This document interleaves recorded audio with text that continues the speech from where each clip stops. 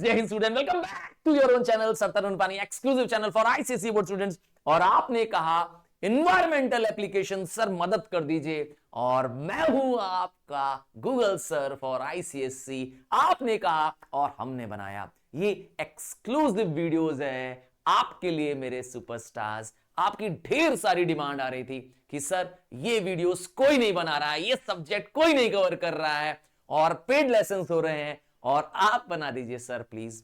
तो ये रहा आपका पसंद का chapter, caring for our soil. तो एनवायरमेंटल की जब हम बात करते हैं तो everything around us is our environment. So the totality of everything that is the living as well as the non living component around us is our environment. बात करेंगे सॉइल की, तो इमेजिन करिए आपके पास फ्री गिफ्ट ऑफ गॉड से है air, water और तीसरा सॉइल। इन तीनों के बिना क्या हमारा जीवन संभव है? जी नहीं, क्योंकि सॉइल नहीं होगी तो क्रॉप्स नहीं होंगे, और क्रॉप्स नहीं होंगे तो फूड नहीं होगा। कहां होगा मेरा और आपका जीवन? तो इसीलिए सॉइल की केयर करना, उसे बचाना, उसको कंजर्व करना, यह हमारी जिम्मेदारी है। पर जैसे ही कंजर्वेशन शब्द आ जाता है तो लोग कंफ्यूज जाते हैं। सर कंजर्वेशन का मतलब सॉइल को बचाना, सिर्फ प्रोटेक्ट करना? ना ना ना, कंजर्व का मतलब है कि उसको बचाने से ज्यादा उसको फ्यूचर के लिए भी अवेलेबल कराना, making sustainable use of the resources. इसका नाम है कंजर्वेशन। आइए समझते हैं। तो एयर, वाटर, सॉइल, ये तीन हमारे मोस्ट इंपॉर्टेंट रिसोर्सेज हैं जो हमें नेचर से मिलते हैं। और हमारी पॉपुलेशन का रैपिड ग्रोथ होना, इंडस्ट्री का तेजी से बढ़ना और अर्बनाइजेशन, यही इन तीनों रिसोर्सेज को तेजी से फिनिश कर रहा है, बर्बाद कर रहा है। और हमारी अब जरूरत है कि हम इन रिसोर्सेज को कंजर्व करें। कंजर्व का मतलब है कि वाइज सस्टेनेबल यूज करना, ऐसा यूज करना जो आज की जरूरत भी पूरा करे और आने वाली जनरेशंस के लिए भी उसकी कमी नहीं हो, ऐसा यूज करना। और सॉइल इसलिए इंपॉर्टेंट है क्योंकि सॉइल के बिना आप लाइफ की ग्रोथ सोच ही नहीं सकते। अब आइए सॉइल का एक प्रोफाइल देखते हैं। सोचिए एक सॉइल को वर्टिकली हम कट करके देखें तो उसमें हम 4 लेयर्स देखेंगे। पहली लेयर को ओ होराइजन कहते हैं। इसमें ऑर्गेनिक मैटर होता है, अर्थात लिविंग नॉन लिविंग कंपोनेंट होता है, ह्यूमस होता है, मतलब सड़े गले प्लांट और एनिमल मैटर होता है, सबसे ऊपर होता है ये। उसके नीचे होता है टॉप सॉइल जिसमें सारे मिनरल्स होते हैं। उसके नीचे होता है सब सॉइल जिसके अंदर क्ले या छोटे छोटे पार्टिकल्स, कंकड़ होते हैं। इसकी सॉइल साइज बड़ी होती है। और उसके नीचे होता है पेरेंट रॉक, बेड रॉक। हाँ, तो इस तरीके से सॉइल की प्रोफाइल है, OABC। तो होराइजन क्या बताता है? तो सॉइल होराइजन बताता है लेयर ऑफ द सॉइल, जिसके हर एक कैरेक्टर का अपना इंपॉर्टेंस है। सोचिए ऊपर का ह्यूमस हटा दें, दैट इज ऑर्गेनिक मैटर हटा दें, सॉइल की फर्टिलिटी चली जाएगी। टॉप लेयर हटा दें, एकदम जीरो हो जाएगी। क्योंकि सॉइल जब सब सॉइल लेयर में आ जाती है, मतलब उसकी ऊपर की 2 लेयर उठ जाती है, उसे हम कहते हैं सॉइल इरोजन। तो सॉइल इरोजन हमें रोकना है, that is the removal of the top fertile layer of the soil अगर हो जाए, अब वो चाहे विंड से हो चाहे हमसे हो, तो सॉइल है, अगर रिमूव हो गई है तो इसका मतलब है उसकी उपजाऊ शक्ति खत्म। हम इसे कहते हैं सॉइल इरोजन। अब इरोजन में शीट इरोजन होता है। शीट, हाँ, जैसे आपकी कॉपी की शीट होती है, आपकी नोटबुक की शीट होती है, तो ऊपर की वेरी थिन लेयर अगर क्या हो जाए, रिमूव हो जाए, तो उसे शीट इरोजन कहते हैं। ऐसा कब होता है? जब रेन पड़ रही होती है और लैंड जो होती है थोड़ी सी स्लोपिंग होती है, तो ये शीट इरोजन हो जाता है। गली इरोजन क्या होता है? शीट इरोजन का एक डरावना रूप है। जब एक डीप गलीज बन जाती है, फिंगर लाइक गलीज बन जाती है, 30 सेंटीमीटर डीपर तक क्या होता है, एक नैरो चैनल बन जाता है, उसे कहते हैं गली इरोजन। और विंड इरोजन तो जब खास करके उन प्लेसेस में जहां पर ट्रीज नहीं है, जहां पर सॉइल कवर नहीं है, और वहां पे अगर विंड तेज स्पीड में ब्लो कर रही है तो सॉइल को वो क्या करती है, बहाते हुए ले जाती है। हाँ, रेगिस्तानी वाले इलाकों में, डेजर्ट एरिया में बहुत ज्यादा पॉपुलर है, ड्राई एंड एरिड रीजन्स में। तो क्या कारण है? कारण तो हम बहुत सारे कारण जानते हैं सॉइल इरोजन के। सबसे बड़ा कारण है हम खुद, मैं और आप सबसे बड़े रीजन है। सर वो कैसे? हमने जंगल काट दिए। जंगल क्यों काटे? हमें लकड़ियां चाहिए, हमें लैंड चाहिए क्या कि हम खेती कर सके। तो जंगल, जहां फॉरेस्ट था, वहां पे खूब सारा क्या था, मटेरियल था, ट्रीज थी, रूट्स थे जो क्या करते थे, सॉइल को होल्ड करते थे। अब हमने तो जंगल काट दिया, बैरन लैंड बना दिया उसको, क्योंकि अब सॉइल क्या हो गई, अनकवर्ड रह गई, ओपन सॉइल हो गई। विंड, वाटर, नेचुरल सोर्सेस क्या कर रहे हैं, इस सॉइल कवर को रिमूव कर रहे हैं। तो हमने क्या कर दिया, बहुत बड़ा नुकसान कर दिया। हम भी क्या करते हैं, एक और कारण करते हैं, वो है ओवर ग्रेजिंग। हमारे पास कैटल्स हैं, कैटल को ग्रेज करने के लिए छोड़ देते हैं। ग्रेज तो ठीक था, ये ओवर ग्रेजिंग एक बहुत बड़ी समस्या है, क्योंकि कैटल्स क्या करते हैं, ग्रासेस को ग्राउंड से प्लग कर देते हैं या प्लांट मैटर को इतना डिस्ट्रॉय कर देते हैं कि वो रीग्रो नहीं कर पाते हैं। इससे क्या होता है, अगेन सॉइल बैरन हो जाती है, सॉइल कवर रिमूव हो जाता है, या किसानों को एग्रीकल्चर प्रैक्टिसेस सही नहीं आती है, excessive use of water, fertiliser and even pesticides, क्योंकि इससे क्या हो जाएगा, पानी सॉइल में ज्यादा जाने से सॉइल की जो फर्टिलिटी है वो एब्जॉर्ब होकर के पानी में डिसॉल्व होकर क्या हो जाएगी, नीचे चले जाएगी। और फर्टिलाइजर और पेस्टिसाइड डालने से भी क्या हो जाएगा, सॉइल कवर रिमूव हो जाएगा, क्योंकि क्रॉप्स ग्रो नहीं करेंगे बल्कि क्रॉप बर्बाद हो जाएंगे। तो ये भी एक बहुत बुरा तरीका है। इवन फार्म इक्विपमेंट्स का सही से यूज न करना, फार्म मशीनरीज का सही यूज नहीं करना। और क्या तरीका है जो इंसानों खराब कर रहे हैं सॉइल को, वो है over use of land for growing crop. अब हम इंटेंसिव फार्मिंग कर रहे हैं, लैंड एरिया तो कम है हमारे पास, पर हम ज्यादा से ज्यादा आउटपुट निकालना चाहते हैं। अधिक से अधिक फर्टिलाइजर झोंक दो, अधिक से अधिक मशीनरी लगा दो, लेबर लगा दो, पर हमें ज्यादा सॉइल से क्या चाहिए, क्रॉप्स चाहिए। तो इस लालच में हम क्या कर रहे हैं, सॉइल को बर्बाद कर रहे हैं। धीरे धीरे वेजिटेशन वहां पे कम होने लगेगा। और क्या कर रहे हैं, फिर मैंने केमिकल फर्टिलाइजर पेस्टिसाइड्स के बताया था, सॉइल की क्वालिटी खराब हो जाएगी। लैंड यूज का सही इस्तेमाल नहीं कर रहे हैं, माइनिंग एक्टिविटीज एक बहुत बड़ा चैलेंज है। हाँ, जब आप जंगल को काट देते हैं तो एक समस्या डिफॉरेस्टेशन, पर अब आपने लैंड को ही क्या कर दिया, गड्ढा बना दिया उसमें से मिनरल निकालने के चक्कर में, तो उससे खूब सारा डस्ट और पॉल्यूटेंट एयर में आता है। सारी एयर क्या, सारा आसपास का सराउंडिंग क्या बर्बाद हो जा रहा है। रिक्रिएशन के लिए और घरों के लिए भी हमने बहुत सारे एरियाज को डिस्ट्रॉय कर दिया है। हाँ देखिए, आपका जो स्कूल है उसके आसपास क्या खेत है क्या, पर पहले जहां पे आपका स्कूल था वहां पे एक खेत थे, वहां पहले फार्मलैंड्स थी। तो तो फार्मलैंड धीरे धीरे घट रही हैं। आप जैसे जैसे शहर के बाहर निकलिए, आप देखेंगे दूर दूर तक क्या था, पहले सिर्फ फार्मलैंड्स थी। अब आप ट्रेन से भी जाते होंगे तो देखे होंगे कि बहुत दूर दूर तक क्या होता है, पहले खेत दिखाई देते थे। आजकल धीरे धीरे खेत खलियान कम हो रहे हैं। तो हमने क्या किया, खूब सारा कंस्ट्रक्शन का काम कर लिया है। नेचुरल कॉजेज भी है, जैसे खूब बारिश पड़ना, स्पेशली द टोरेंशियल रेन्स, या रन ऑफ होना। रन ऑफ मतलब होता है वो पानी जो एब्जॉर्ब नहीं हो पाता है। जब पानी की मात्रा ज्यादा होती है तो वो पानी क्या करता है, ऊपर ही ऊपर बहने लगता है, हम इसे कहते हैं रन ऑफ।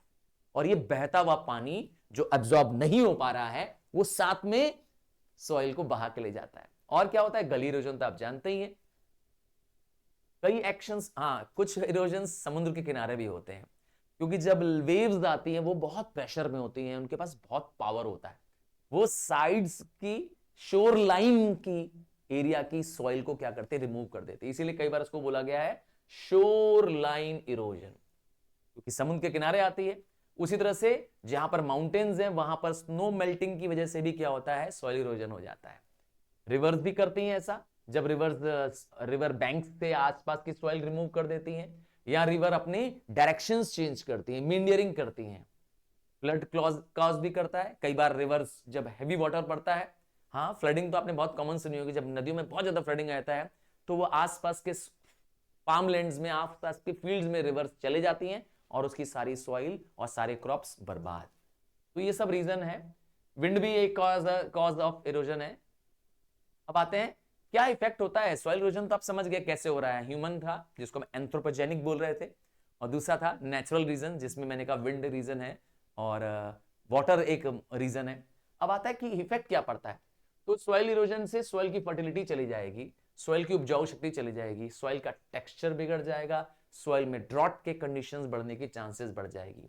और तो और अब जहां पे सॉइल कैरिड अवे हो गई है वहां पर ड्रेन्स, स्ट्रीम्स, रिवर, कैनाल्स, इन सबका ठीक है ना, का फॉर्मेशन हो जाएगा। इट में रिड्यूस, अब वहां पे इरिगेशन फैसिलिटी की ज्यादा जरूरत पड़ेगी, ठीक है ना।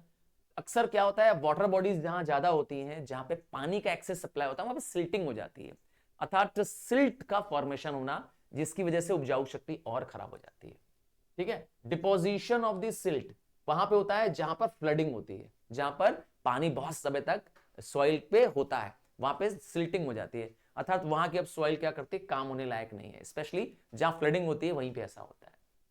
और क्या हो सकता है, वेस्टलैंड का जनरेशन होता है, इवन डेजर्टिफिकेशन हो जाता है, कई बार तो लैंड परमानेंट डेजर्ट बन जाती है। देखिए ना कैसे थार डेजर्ट इतना बड़ा हो चुका है, कैसे सहारा डेजर्ट दुनिया का सबसे बड़ा डेजर्ट बन चुका है इसी सब रीजन वजह से।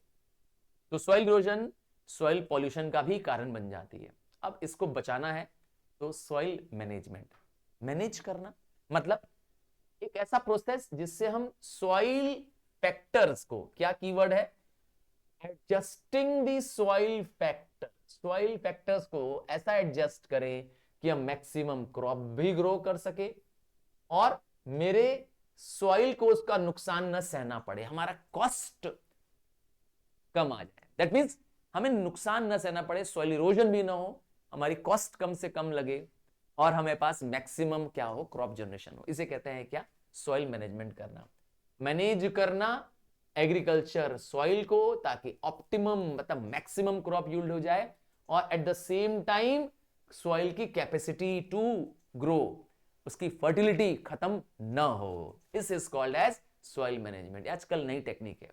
और कंजर्वेशन क्या होता है, चेकिंग दी सॉइल इरोजन। आपको मालूम ही है सॉइल इरोजन के लिए क्या करना पड़ेगा, जिस लैंड सरफेस से जहां पे हैवी रेनफॉल हो रही है वहां पे सॉइल कवर लगाना पड़ेगा, जैसे क्रॉप्स ग्रो कर दीजिए, ग्रासेस लगा दीजिए अगर कुछ नहीं है तो। और अगर एक्सेस वाटर आ रहा है तो एक तरीका है जिसका नाम है increasing infiltration of rain water by afforestation, जंगल लगा दीजिए खूब, ठीक है ना। और क्या कर सकते हैं, आइए कुछ स्ट्रेटेजीज समझ सकते हैं, जैसे लैंड यूज मैनेजमेंट समझे हम कैसे कर सकते हैं, आइए समझते हैं। सबसे अच्छा तरीका है कि आप प्रॉपर लैंड डिस्ट्रीब्यूट कर दीजिए, मतलब लैंड को, कितने लैंड को आप क्रॉपलैंड बनाएंगे अपनी कंट्री में, कितनी लैंड पास्चर लैंड होगी। पास्चर क्या होता है, अरे वहां जहां पर ग्रास उगाई जाती है, यहाँ पे सिर्फ क्या होगा, ग्रेजिंग वाले एनिमल्स आ पाएंगे, पास्चर लैंड्स है। कुछ ऐसी लैंड होगी जहां वुड होगे, मतलब जहां पर जंगल होगा, कुछ ऐसी लैंड होगी जहां पर वाइल्ड लाइफ होगी, अर्थात वाइल्ड एनिमल्स रहेंगे, और कुछ लैंड जो रिक्रिएशन के लिए हम यूज करेंगे, हाँ रिक्रिएशन पार्क्स हो सकते हैं। तो इस तरीके से लैंड का क्या करना है, सबसे बेस्ट तरीका यही है, लैंड को डिवाइड कर दो, क्लासिफाई कर दो, जो काम जिस लैंड के लिए सुटेबल है। अगर वहां पर खेती लायक लैंड है, उपजाऊ लैंड है, तो आप वहां खेती करिए ना, क्यों वहां पर आप सोसाइटी बना रहे हैं, क्यों वहां पे आप घर बना रहे हैं, क्यों वहां पे कॉलोनी बना रहे हैं, ठीक है। ये है लैंड यूज मैनेजमेंट। दूसरा है टेरेस फार्मिंग करना। टेरेस फार्मिंग हिली रीजन में ही पॉसिबल है। हिली रीजन में देखते हैं जहां पर राइस वाइस ग्रो करते हैं वहां पे टेरेस बना होता है, आप देखेंगे तो टेरेस नुमा स्ट्रक्चर होता है ऐसा। इससे क्या फायदा है, इससे पानी तो ऊपर से बहेगा, तेजी से पानी आएगा पहाड़ों से, बट पानी धीरे धीरे करके आएगा, क्योंकि अब वो क्रॉप्स को भी इरिगेट करेगा, सडनली रन ऑफ के रूप में पानी नीचे नहीं गिरेगा, ठीक है। सॉइल इरोजन कम हो जाएगा। और क्या कर सकते हैं, कॉन्टूर बंडिंग कर सकते हैं, ये भी एक लो कॉस्ट तरीका है, कॉन्टूर बनाना, जिन एरियाज में क्या हो, ये रेनफॉल कम पड़ रही हो वहां पे कर सकते हैं। कॉन्टूर में रिजेस बन जाता है, क्या होता है, रिज, रिज दिखाता हूं कैसे दिखता है, मतलब जहां पर लैंड कुछ इस तरीके से है, उबड़ खाबड़ उबड़ खाबड़ उबड़ खाबड़, तो यहां पर कॉन्टूर बना देते हैं, यहां पर लैंड को फिल कर देते हैं, कैसे, यहां का एक्सेस यहां डाल देते हैं, तो इससे क्या हो जाएगा, ये लैंड यहां से रिमूवल भी हो गया और यहां पर क्या हो गया, ये रिजिंग कर दी हमने, ठीक है। इस मेथड से सॉइल वेस्टेज नहीं होगा, इसे कॉन्टूर फार्मिंग के नाम से भी जाना जा सकता है, ठीक है। और क्या कर सकते हैं, क्रॉप रोटेशन कर सकते हैं, बदल बदल के क्रॉप लगाएंगे, एक जैसा क्रॉप बार बार नहीं लगाएंगे, क्रॉप के सिस्टम को चेंज करेंगे। कुछ क्रॉप्स जो सॉइल की फर्टिलिटी इंप्रूव करते हैं, जैसे लेग्यूमिनस क्रॉप्स, जैसे कि सॉइल में हम पल्सेस लगा सकते हैं, जितने भी दालें हैं वो लगा दीजिए, उससे सॉइल की फर्टिलिटी इंप्रूव होती है। और क्या कर सकते हैं, मल्चिंग कर सकते हैं, ये वर्ड बहुत इंपॉर्टेंट है। मल्चिंग का मतलब क्या है, मतलब सॉइल का कंजर्वेशन करना using the green leaves, dry leaves, stock, husk, इनको सॉइल में क्या करना, फैला देना।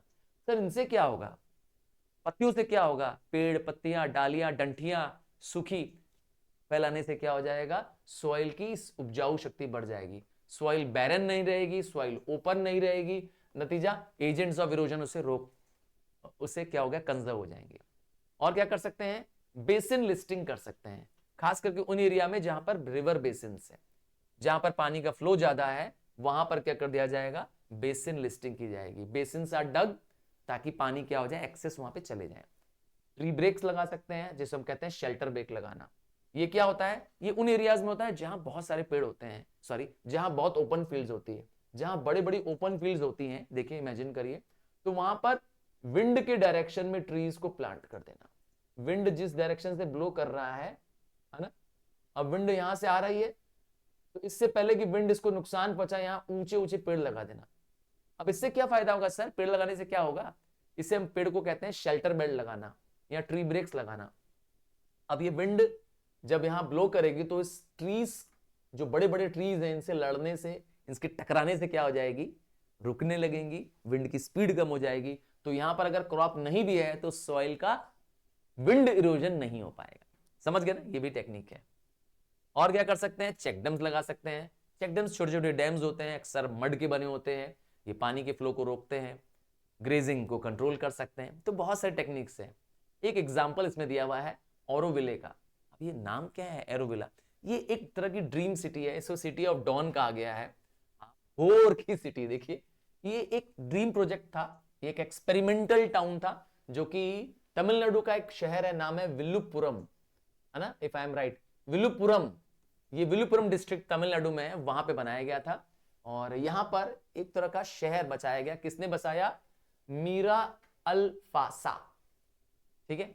ये एक प्लान था जो कि एक आर्किटेक्ट रॉजर एंजर ने डेवलप किया था। क्या खास बात थी इस प्लान की, खास बात थी कि when the plan for the international spiritual community, ठीक है, एक ऐसा प्लेस जहां पर बैरन लैंड है, वहां पे प्लेटो एरिया है, जहां आसपास बहुत पुअर फैमिली रहती है, उसको डेवलप करना, उस ड्राई बैरन अनवांटेड प्लेस को क्या करना, एक प्रॉपर डिजाइन्ड के वे में डेवलप करना। और ऐसा सच में बहुत ही अच्छा फर्क आया। उस सिटी एरिया को, जो कि अप्रोक्सीमेटली 1.25 किलोमीटर था, 1.2, उसको पूरे ग्रीन बेल्ट से बना दिया गया।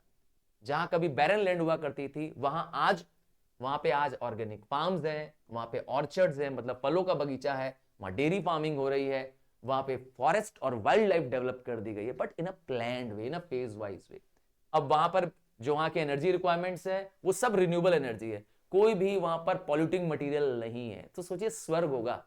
इमेजिन करिए इस ऑरोविले के बारे में, एक बड़े बड़े पहाड़ है वहां पर, और ग्रीनरी है, प्लेटो रीजन है, और सिर्फ रिन्यूएबल फ्यूल्स, वहां पर सब कुछ अपना खुद का है उनका, मतलब कोई भी ऐसा पॉल्यूटिंग या वेस्ट वहां पे नहीं है, ऐसी बिना बनाई गई है। तो एक तरह से उन्होंने एक एग्जाम्पल से सेट कर दिया कि ऐसा भी किया जा सकता है। एक संस्था है, नाम है तरुण भारत संघ। अरे मैं तो तरुण हूं, तरुण मतलब युवा भी होता है, हाँ, द वर्ड तरुण मीन्स युवा और यंग। ये तरुण भारत संघ कौन है, मेरा नहीं है, डोंट वरी। ये एक नॉन गवर्नमेंट ऑर्गेनाइजेशन है, एनजीओ है, जो कि चाहती है, इसका शुरुआत राजस्थान में हुआ था, और इसके डायरेक्टर कौन है, राजेंद्र सिंह जी। तो इनका मेन मकसद था क्या करना, इकोलॉजिकल रिसर्च करना और लैंड डेवलपमेंट करना।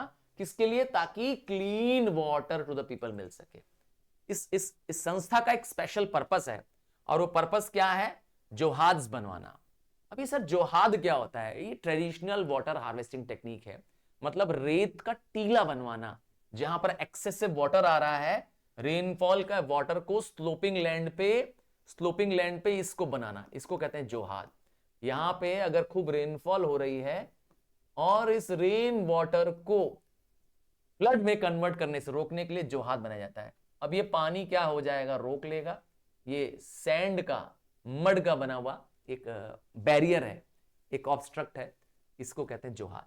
इससे पानी भी मिलेगा लंबे समय तक, और अंडरग्राउंड वाटर क्या होगा, रिचार्ज हो जाएगा।